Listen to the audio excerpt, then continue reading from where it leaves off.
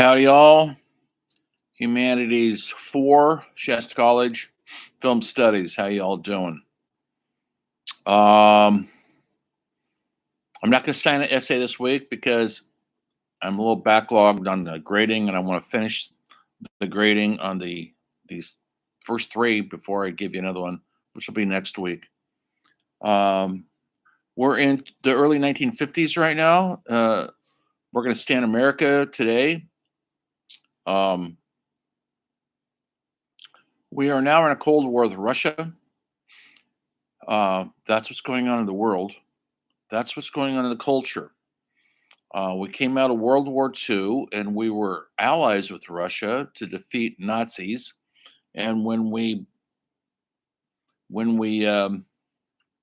declared victory, we people went their separate ways again. And Russia, the Soviet Union, I should say, was definitely not a democracy. They're communist power of the highest order, and they started building up their nuclear arms. So did we, and we're still doing it to this day, folks. Look what's going on in the Ukraine. We're at war with Russia again. I'm not saying we, but the Western culture, the EU, the democracies, countries are up against Putin, who's more of the old school totalitarian type of ruler. He's never voted in, folks. He kills his opponents. That's a fact. Um, and this is his last play before he goes out somehow. Anyway, what's happening there is very relevant to what's happening in 1951 and 2 in the United States.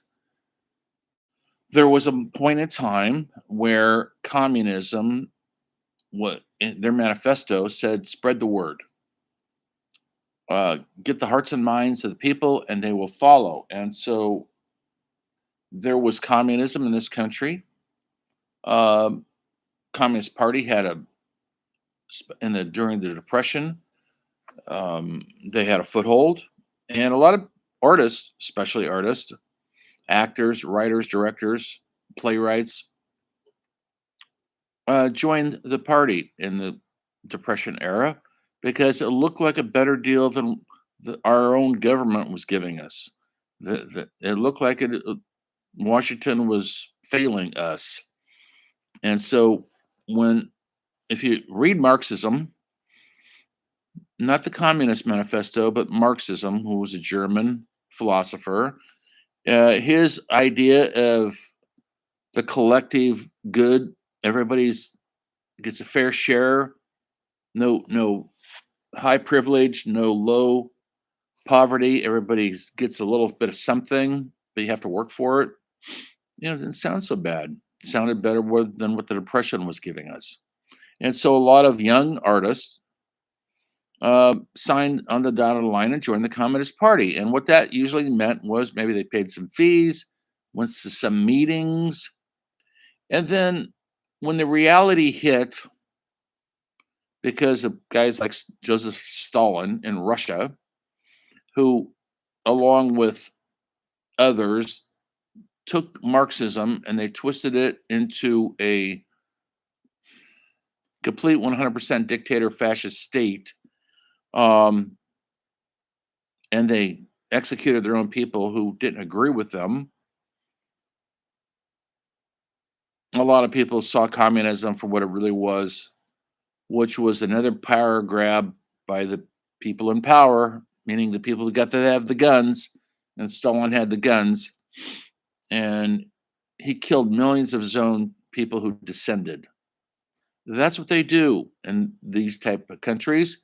They don't vote people in or out, they execute them. That's how they keep them down and afraid, and everybody's cowering, and then they control the news, they control the medium, they control everything so the truth never gets out to the world or to their own people.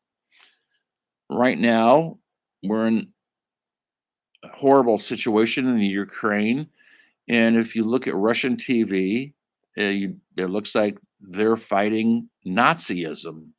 That's what Putin has said. They're fighting Nazis. They're not fighting Nazis, folks. There's no Nazis in the Ukraine. That's his made up fallacy. And so he wants to make himself look like a hero. The Russian people are who look at other aspects of media if they could get it, because it's very controlled there. If they could get anything on their internet, satellite, they're seeing another truth that the Ukrainians are a democracy. They want nothing to do with Nazis or with Putin. And it's simply a power grab so he could control that area. He wants to reform the old Soviet Union. Well, in 1951 and 2, Soviet Union was in full glorious bloom, and they were trying to spread their philosophy out and about, but also they were building up their nuclear arms, and thus we started building ours up, and there we have it, folks. They called it the arms race. The Cold War is on. Why is it a Cold War? Because we're not in a shooting war, which is hot, right? It's in a war of opposing philosophies, but we're building up arms like crazy. It could turn into a hot war. It's been around all my life, all your life. The threat of nuclear has always been with us. When I was a kid, especially, maybe you guys don't think about it much, but when we were in grammar school, we had actual drills what to do if Russia bombed us. These are real drills when I was 10 years old, 12 years old. Were we scared? It was kind of a game, and it was called Duck and Cover. How to survive a atomic blast? Duck under your desk and cover your head. And then everything will be okay. And then they would tell you how to get home because supposedly transportation would be wiped out. And we had drills. We had drills for atomic attack. And because where I lived, there was a huge dam nearby, they figured the Russians were, or Soviet Union would target that dam. And so the dam, a target site, hit the dam collapses, millions of people are killed in a huge flood. And so places that have military, San Diego and Washington D.C. and other populated areas were are on the nuclear sites of targets from the Soviet Union. And it was a very real deal. Communism was real, folks. So there was a senator in the Senate. He was a junior congressman, Eugene McCarthy. Not Eugene McCarthy, sorry. Uh, McCarthy was a presidential candidate in 68. Joseph McCarthy, sorry. He went on a rampage against Hollywood. He said, Hollywood directors and actors are communists, and they're going to start spreading their philosophy through their movies, and they have to be watched carefully. And so they started these hearings, and they're called the hearings on un-American activities. You were un-American if you were a communist. You're up to no good. And he suspected all the directors, all the actors, all the producers and writers. And they had hearings, and it was a big deal. I'm going to show you on Canvas a little documentary on the hearings. And on the Hollywood 10, they called them. There was 10 screenwriters who were brought in to testify and to name names if they knew anybody in the Communist Party. 10 very famous writers. Some of them had already won the Academy Award for their writing. These are high up guys in the echelon of screenwriters in Hollywood. And what happened to them? They brought them in to testify. And the question was, have you ever been a member of the Communist Party? Yes or no? And they would refuse to answer. Do you know anybody who is a communist? They would refuse to answer. If you refuse to answer, you're going to be held. And that threat was real. So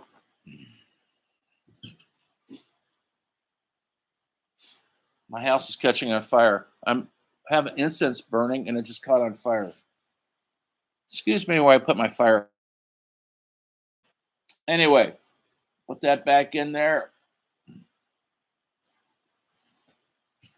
How the fire's out, folks. Um, so what's happening is they bring these writers in and they refuse to testify. They took the Fifth Amendment. Well, they were held in contempt, and each of them were given prison terms, a year in prison. Now, these were all middle-aged guys, no women, very few women screenwriters in those days. There were some, but they weren't called in to testify. And because they didn't cooperate with the committee, they were given prison terms. And most of them went to jail for up to a year. And most of them were middle-aged white guys who had families that they can no longer support because they can't get jobs anymore, and they're in jail. So other actors and directors and writers testified that they knew a communist and they named names to keep their jobs, because if they were considered somebody who wouldn't name names, they were considered unstable and they weren't hired anymore.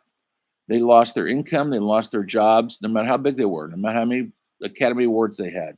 One of them was the great director Elie Kazan, who had directed Marlon Brando and Streetcar Named Desire, On the Waterfront, which they won the Academy Award, Viva Zapata. One of the great American film directors of the mid 20th century. He named names. And so he kept his career going. And this is how it divided people, just like what divides people now, the COVID. You're either you believe in the vaccine, or you don't. It's dividing families. It's dividing people all over across the country. Well, this communist thing was dividing people. So Marlon Brando, who had been in 2 Kazan's movies and had been directed on Broadway in Streetcar Named Desire, which made Marlon Brando a star, he wrote Kazan a letter that I'll never work with you again. I'm ashamed that you name names. You're a traitor. You're no longer a friend of mine. Please don't contact me. Well, about a year after he testified, he had a great script by Bud Schulman called On the Waterfront. One of the greatest movies ever made, actually, folks. You will probably have to write your paper about it next week, but I won't assign it this week. It'll be next week. And anyway, be prepared. Bud sent the script out to Brando. I should say, Kazan sent the script out there, and Brando read it, and he knew a good thing when he saw it.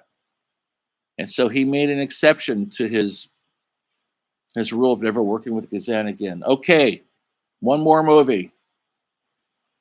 Because Brando knew a good thing when he saw it. So he put his beliefs aside for his career, folks. And guess what? Marlon Brando won the Academy Award for Best Actor in On the Waterfront.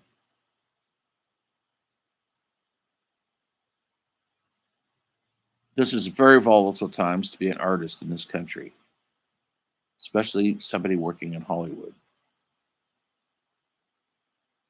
It didn't end well for some people. Some people committed suicide because they were not allowed to pursue their careers any longer. And so people who named names were shunted. There's lots of actors and writers and directors who could no longer work. And they had to go, what they did, a lot of them, they worked under an assumed name. Dalton Trumbull was one of the writers who had to go to prison.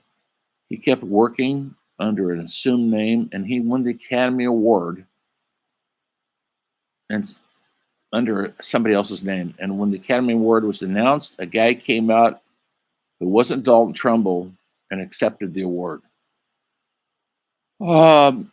But a lot of people took advantage of these writers by hiring them for less than what they were worth because felt that they were giving them a job and they should be lucky and they'll take whatever money they could get. And so Dalton Trumbull and others wrote a lot of mediocre movies for very little cash because they had families to support.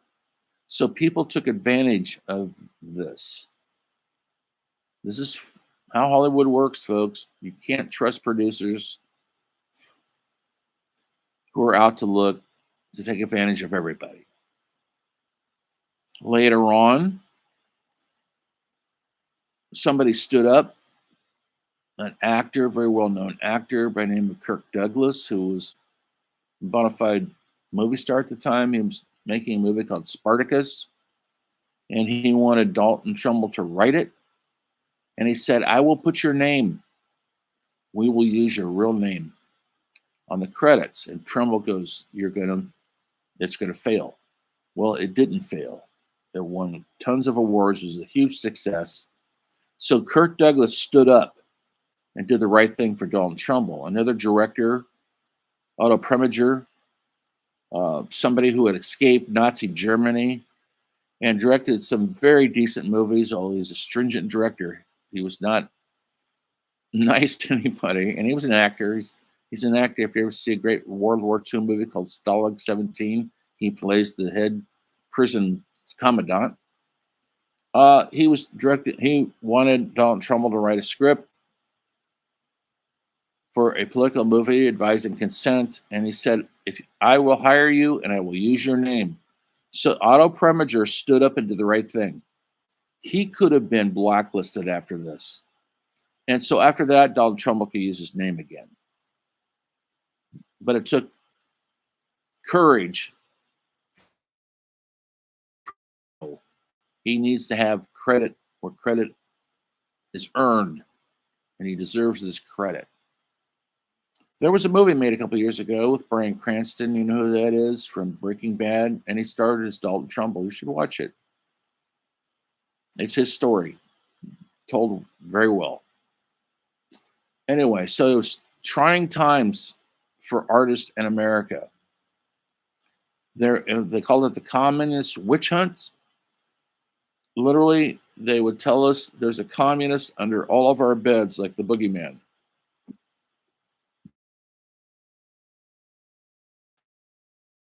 They're commies because they're going to brainwash us into their way of thinking, into their philosophies, and that scared Americans down to their core.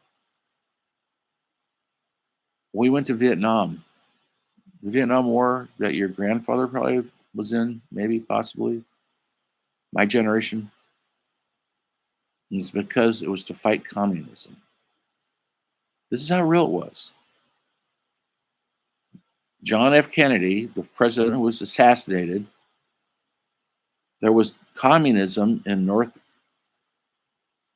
Vietnam, and he felt it would spread. That's what their whole thing is, to spread their philosophy. And he actually got us involved in the Vietnam War right before he was assassinated. And we were there for about 20 years, folks. 1 million people died. 1 million Vietnamese people died. Civilians, mostly. Viet Cong, the people we were fighting. And over 50,000 young American boys, my age, guys. I was drafted into the Army, by the way. And if you didn't go, if you refused to go, they put you in prison or you go to Vietnam. Maybe you've seen movies. Maybe you've seen Full Metal Jacket. Please look at it. That's what it was like. Living hell in a nightmare. Especially if you're a pacifist and didn't want anything to do with it. You wanted to write movies, be in a rock band, like I did. Anyway, that's putting it into context, how we fought communism for all those years. Now we don't bother with it because it essentially failed. Communism failed in Soviet Union, and they broke up the Soviet Union, became Russia. Putin would love to bring it back. Communism is in China, but it doesn't work very well, and they have to because they don't know how to make money, and so they it's a capitalist society. Communism doesn't believe in capitalism. They believe in collectivism, which is totally different. But China knows how to make money, and so it's not really pure communism, but it is a totalitarian dictatorship. The people don't have any freedoms there. They might think they're free, but they don't know any different. Um, it never took a hold in Vietnam. Cuba was communism. See how well they did. One of the poorest. We've had a embargo on Cuba for 60 years. That's why they drive all those old cool cars, because new cars aren't allowed to be shipped there. They're being punished. Castro was a hero, and he became a dictator. And he executed people who didn't believe what he believed in. And so it's hard to follow somebody like that. Even though when they overthrew Batista in Cuba, it was a good deal. Batista was a corrupt jerk supported by us. And he kicked him out for the people. But then he took it over and ran it into the ground. Okay, so that's how the un-American activities affected my beloved Hollywood. Check out I'll post a couple of documentaries for you guys to watch. I'm having trouble with my internet. Here it goes again. It keeps saying it's unstable. So maybe I'm breaking up when you're watching this. I hope not. It says, please wait, try reconnecting. Well, it says that every 2 or 3 minutes. You know how it is, these Wi-Fi things are touchy. Anyway, I hope you're seeing this. If you're not, give me a shout out in an email or a text saying it is messed up, and I'll just have to figure out some other way. Okay, on that note, remember, read your chapters. Look at your book on how to write about movies. I'll see you soon when the story film will continue.